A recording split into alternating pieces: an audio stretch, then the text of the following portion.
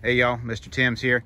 I got to do a little cleanup on my Humvee. It's a M1114 that I got off of GovPlanet. And I took it out in some mud, and you know, it's kind of hard to work on it when everything's covered in mud. So now it's been getting really cold the last couple of days, even in here in North Carolina.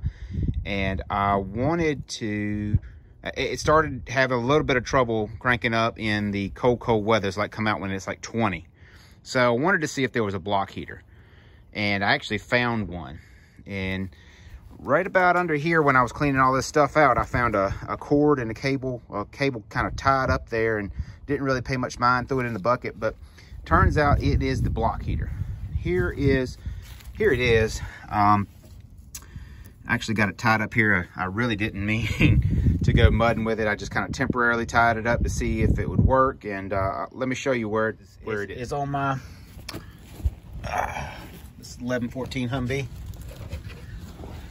You can see I just had this like ran around here very temporarily. I did not mean to run it at all with it plugged up like this. But there it is, right beside the punch out for the frost plug. And I've seen a lot of videos with people that are going to install them, and this is the driver's side, and then they go for that plug right there. But mine was, you know, a little bit, it was already plugged in right there, and I got really lucky.